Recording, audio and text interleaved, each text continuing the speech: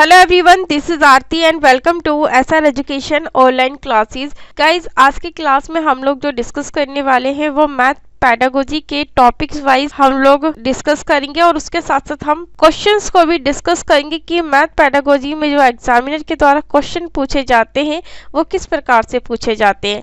और हम लोग जो आज से डिस्कस करने वाले हैं वो अपने रीट के एग्ज़ाम को ध्यान में रखकर और जो रीट के अनुसार जो सिलेबस दिया गया है बोर्ड की तरफ से उस सिलेबस के अनुसार ही हम लोग अपनी प्रिपरेशन स्टार्ट करेंगे। और आज का जो टॉपिक है वो आपका रीट के सिलेबस के अंतर्गत भी दिया गया है और जितने भी आपके टैट के एग्ज़ाम होते हैं, चाहे वो स्टेट लेवल पे टैट के एग्ज़ाम होते हैं या फिर सेंट्रल लेवल पे आपके टैट के एग्ज़ाम होते हैं, तो सभी टैट के एग्ज़ामों के लिए आज का जो टॉपिक है काफ़ी इम्पॉर्टेंट है और सभी एग्ज़ामों में मैथ पैडागोजी से संबंधित जो क्वेश्चन है वो आपसे अक्सर पूछे जाते हैं। चलिए फिर हम लोग आज की क्लास को स्टार्ट करते हैं। आज हम लोग जो डिस्कस करेंगे वो त्रुटि विश्लेषण एवं संबंधित पहलू के बारे में डिस्कस करेंगे। Error analysis and related aspect of learning and teaching. तो सबसे पहले हम लोग ये देखते हैं कि आखिर जो त्रुटि विश्लेषण है या फिर एरर एनालिसिस है, आखिर वो है क्या, उसका लर्निंग से और टीचिंग से आपस में क्या संबंध है। तो सबसे पहले हमें ये समझना है कि जब हम शिक्षण अधिगम प्रक्रिया के दौरान छात्रों ने कितना उसे ग्रहण किया है, छात्रों ने कितना सीखा है और छात्रों ने कितना नहीं सीखा, तो हम क्या करते हैं, छात्रों का इवैल्यूएशन करते हैं, छात्रों का मूल्यांकन करते हैं और जो भी हमने छात्रों को पढ़ाया है तो उससे हमें पता चलता है जब जांच करने के बाद कि छात्रों ने कितना सीखा और कितना नहीं सीखा। और उसके बाद हम क्या करते हैं, निदानात्मक परीक्षा का आयोजन करते हैं। उसमें जो भी छात्रों को अगर मैथ से संबंधित कोई टॉपिक या कोई संकल्पना नहीं समझ में आती तो हम उसका त्रुटि विश्लेषण करते हैं और पता लगाते हैं कि छात्रों को किस टॉपिक में क्या परेशानी रह गई है और हम छात्रों के जो कारण है, जो परेशानी है,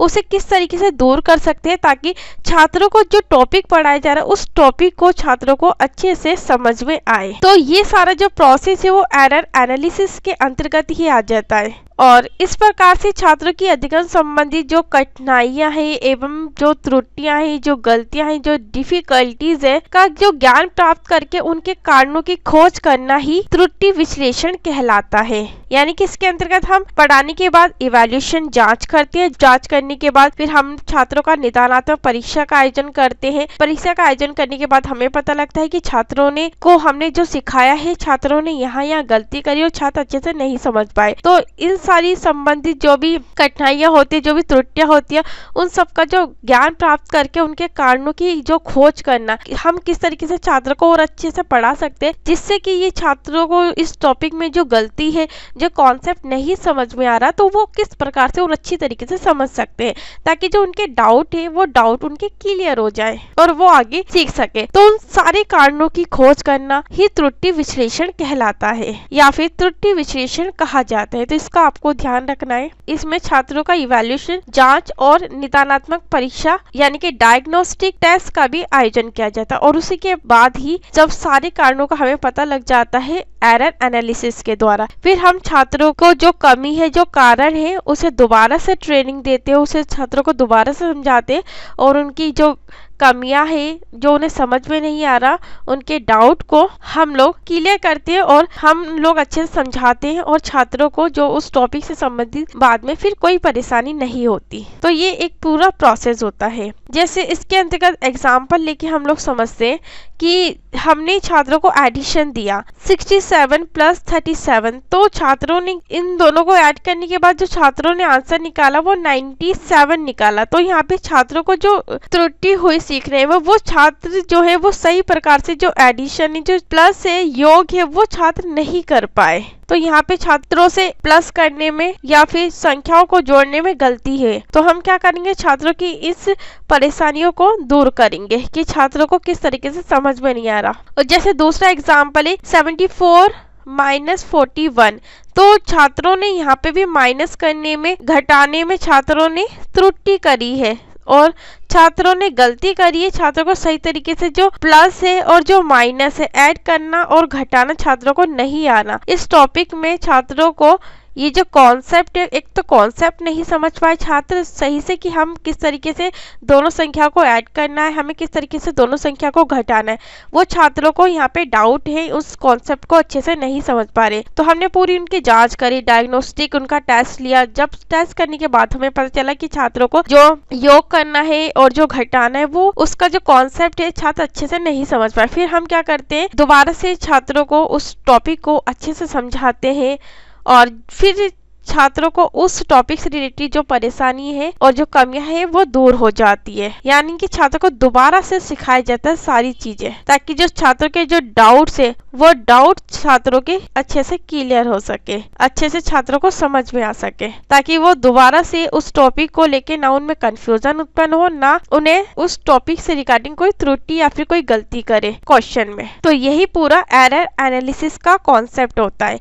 तो चलिए अब इससे संबंधित कुछ हम क्वेश्चंस को भी डिस्कस कर लेते साथ साथ, और हम लोग क्वेश्चंस प्रैक्टिस को डिस्कस करते कि एग्जामिनर के द्वारा आपको जो क्वेश्चंस दिए जाएंगे मैथ पेडागोजी में इस टॉपिक से संबंधित, वो किस तरीके से, एक तो आपको क्वेश्चन दिए जाएंगे, आपको ये समझ में आएगा पहली बात। सेकंड कि आप लोग किस तरीके से मैथ पेडागोजी के क्वेश्चन को इजीली सॉल्व कर पाते हो, और जो एग्जामिनर के द्वारा क्वेश्चन पूछा गया उसका आंसर आप कितनी जल्दी दे सकते हो आसानी से और सही तरीके से। तो क्वेश्चन प्रैक्टिस करने से हमें एक आइडिया लग जाता है और हमें एग्जाम में कोई परेशानी भी नहीं होती क्वेश्चन को सॉल्व करने में। तो चलिए पहला क्वेश्चन है कि 2 की पावर 3 इंटू 2 की पावर 2 बराबर 2 की पावर 5। छात्रों ने ये गलती करी। उसके बाद 2 की पावर 3 इंटू 2 की पावर 7 क्वेश्चन दिया गया छात्रों को, और छात्रों ने जो आंसर निकाला इसका ये निकाला 2 की पावर 15, यानी कि छात्रों ने यहाँ पे भी त्रुटि कर दी। और फिर छात्रों को क्वेश्चन दिया गया और पावर से रिलेटेड 2 की पावर 3 इंटू 3 की पावर 2 बराबर 6 की पावर 2, छात्रों ने ये त्रुटि कर दी। तो छात्रों को ये जो कॉन्सेप्ट है वो अच्छे से नहीं समझ में आया। तो उक्त सवालों के हल को देखने से छात्रों के बारे में जानकारी मिलती है कि उसको ज्ञान नहीं है। यानी कि जब अध्यापक ने एक तो छात्रों को ये दिया पावर से रिलेटेड क्वेश्चन, फिर अध्यापक के द्वारा जांच किया गया कि जो छात्रों को सीखने में परेशानी आ रही, इस प्रकार के क्वेश्चन छात्र आसानी से सॉल्व नहीं कर पा रहे, तो उनका क्या कारण है। तो यहाँ पे ऑप्शन आपको दे रखा है, जो छात्रों की गलतियां हैं, जो परेशानी है वो किस कारण से हो रही है, आपको उसका आंसर देना है।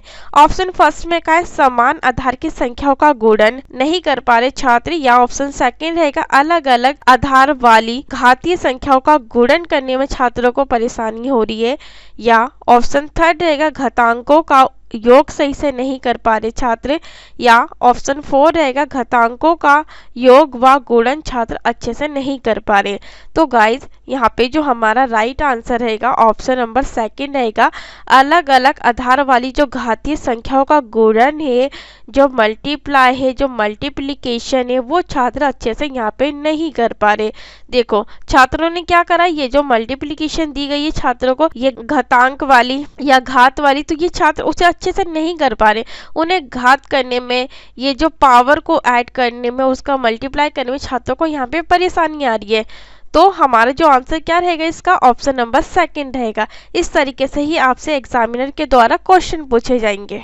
चलिए अगले क्वेश्चन को हम लोग डिस्कस करते हैं इस टॉपिक से रिगार्डिंग, ताकि आपको इस कॉन्सेप्ट में या इस टॉपिक में कोई डाउट या कोई परेशानी ना हो। सेकंड क्वेश्चन आपको दिया है, एक छात्र को ये प्रश्न दिया गया, यानी कि इस प्रकार से ये क्वेश्चन दिया गया है, 8 आमों का क्रय मूल्य 8 रुपए है, तो बताओ 2 आमों का क्रय मूल्य कितना होगा। वह इसका उत्तर अपनी नोटबुक में 8 इंटू 8 और उसके बाद 2 बराबर छात्रों ने 32 रुपए लिखते हैं, तो उसे ज्ञान नहीं है। यानी कि छात्रों ने को ये क्वेश्चन दिया गया है कि 8 आमों का जो क्रय मूल्य है वो 8 रुपए, तो बताओ 2 आमों का क्रय मूल्य कितना होगा। अध्यापक की तरफ से ये छात्रों को क्वेश्चन दिया गया और छात्रों ने जो क्वेश्चन को सॉल्व करा वो इस तरीके से सॉल्व करा, 8 इंटू 8 बटे 2, और छात्रों का जो आंसर आया वो आया 32। तो छात्रों ने इस क्वेश्चन को करने में कहाँ पे त्रुटि की, कहाँ पे गलती की, आपको वो चीज बतानी है, और आपको क्वेश्चन में ये बताना है कि छात्रों को किस तरीके से समझ में नहीं आया कॉन्सेप्ट को। ऑप्शन ए में का योग संक्रियाओं का, छात्र योग नहीं कर पाते, अच्छे से एडिशन नहीं कर पाते, या फिर ऑप्शन बी रहेगा व्यवकलन संक्रियाओं का, या ऑप्शन थर्ड रहेगा एक एक नियम का, या ऑप्शन 4 रहेगा गुणन का।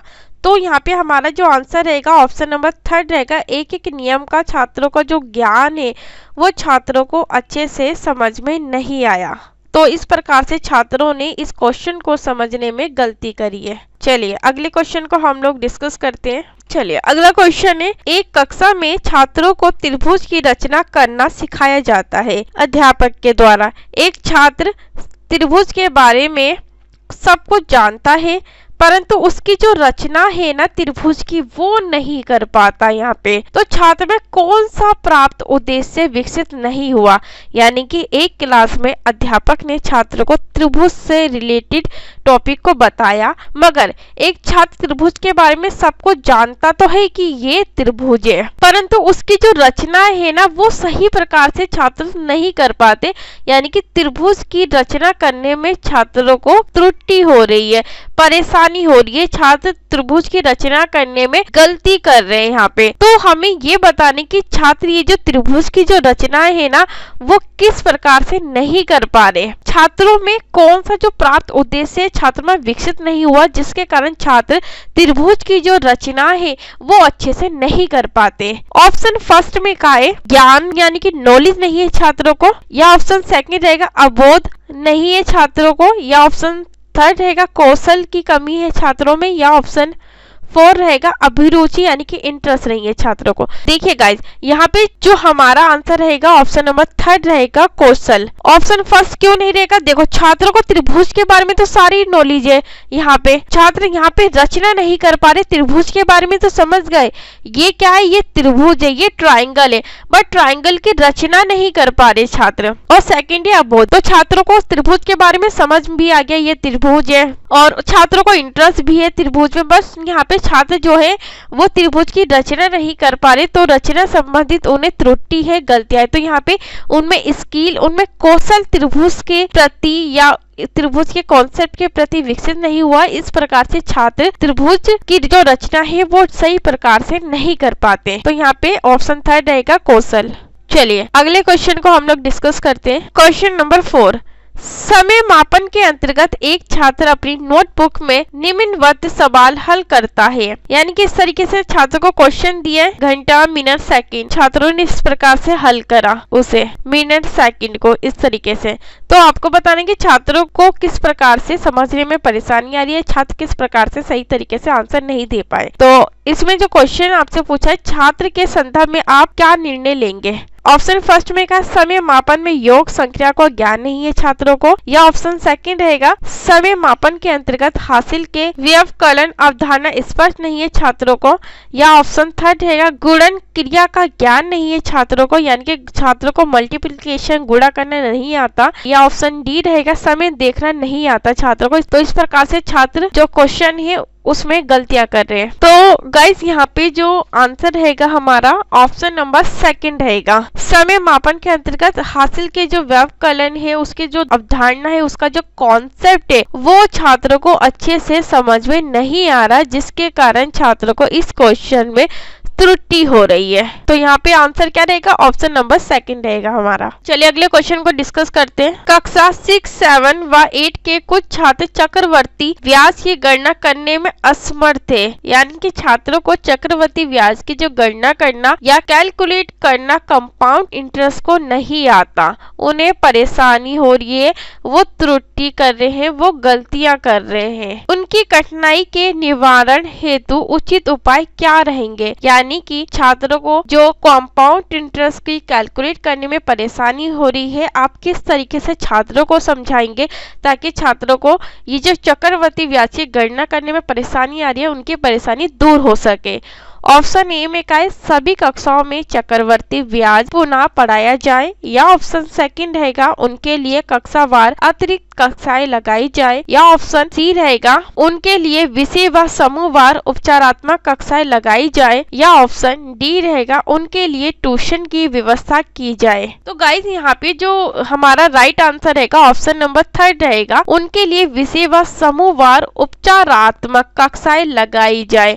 यानी कि हम यहाँ करेंगे, रिमीडियल क्लासेस का प्रयोग करेंगे और छात्रों को जो कंपाउंड इंटरेस्ट समझ में नहीं आ रहा, छात्रों को कंपाउंड इंटरेस्ट की गणना करना नहीं आ रहा, रिमीडियल क्लास में छात्रों की ये जो त्रुटियां संबंधित जो गलतियां हैं, ये जो कारण है, इन कारणों को दूर किया जाएगा और ताकि छात्र जो कंपाउंड इंटरेस्ट का कॉन्सेप्ट है छात्र अच्छे से समझ पाए और दोबारा उस टॉपिक को लेके छात्रों को कोई डाउट, कोई परेशानी ना हो। तो रिमीडियल टीचिंग इसलिए ही किया जाता है जहाँ छात्रों की गलतियां होती है, जो परेशानी होती है, जो त्रुटियां होती है, वो वहीं पर ही समाप्त हो जाए, दोबारा छात्रों को उस टॉपिक से रिगार्डिंग कोई परेशानी ना आए। तो इसलिए हम लोग उपचारात्मक कक्षाएं का आयोजन करते हैं, रिमीडियल क्लासेस का प्रयोग करते हैं ताकि छात्रों की परेशानियों को आसानी से सोल्व कर पाए। तो इस प्रकार से आपसे मैथ पेडागोजी में क्वेश्चन पूछे जाएंगे रीट एग्जाम में या फिर आपके जो भी टेट के एग्जाम होते हैं। तो आई होप कि गाइज आपको मैथ पेडागोजी का जो हम लोगों ने आज टॉपिक कंप्लीट किया है आपको बहुत अच्छी तरीके से समझ में आया होगा। और इसकी अगर आपको पीडीएफ चाहिए तो गाइज आप लोग पीडीएफ के लिए टेलीग्राम चैनल पे जुड़ सकते हैं, तो उस पीडीएफ को आप लोग टेलीग्राम चैनल से ले सकते हैं। तो थैंक यू सो मच आज की क्लास के लिए।